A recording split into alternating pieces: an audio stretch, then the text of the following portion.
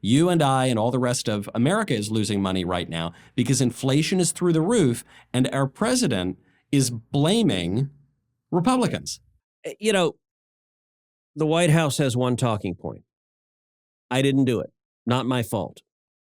It's Republicans' fault. It's Putin's fault. It's anybody's fault but Joe Biden.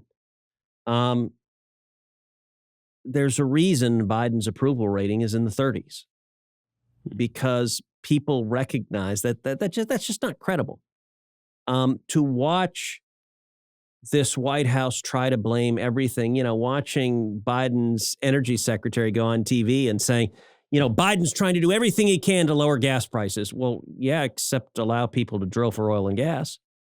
Like other than that, I mean, you literally have had for a year and a half an unrelenting war on oil and gas production in the United States. They keep doubling down. Bizarrely, Biden is going to be flying to Saudi Arabia to kiss Saudi Arabia's behind after he's been attacking Saudi Arabia for a year and a half and alienating them because he wants the Saudis to produce more oil.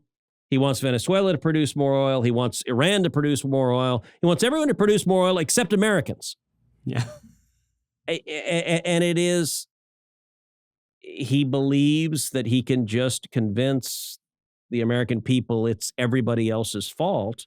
It seems like they're deflecting a little bit, Senator, and it's actually a type of deflection that you first called my attention to right in the earliest days of this podcast when we were in the middle of the night in the bunker in the middle of Washington, D.C., which is the Democrats' line here is inflation is not entirely Joe Biden's fault. Which, of course, inflation is not entirely Joe Biden's fault, but that doesn't mean that it's not at all his fault or even largely his fault. And you can point to the reasons that he's driving inflation, the ones that you've named. One, he's not allowing us to produce energy. Two, he in many ways caused the war in Ukraine, at least according to President Zelensky's take on things. Three, he's continued to lock down the economy in many ways that I don't think is very conducive to economic growth. The list goes on and on. He keeps spending a crap ton of money. Like at the end of the day, trillions and trillions of dollars. You're right. It's not entirely Joe Biden's fault. It's also Nancy Pelosi's and Chuck Schumer's and every damn Democrat that votes for $1 trillion here and $1 trillion there and spends and spends and spends and spends. And actually, so one form of inflation they call shrinkflation. You notice you go in and like packages are all smaller in the stores. So, you buy Doritos and you have 5 fewer chips in the bag. So maybe CNN was right because they might start selling gas by the quart.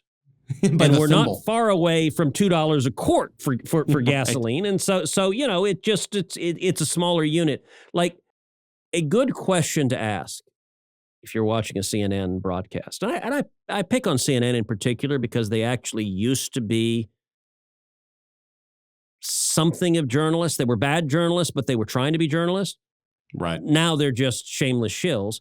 But a question that's worth asking if you watch a news broadcast is, would a word of this have been different if the Biden White House had written the script? And if the answer is no, it's not journalism. Right. This is not a complicated concept, but CNN and MSNBC seem very confused at the concept.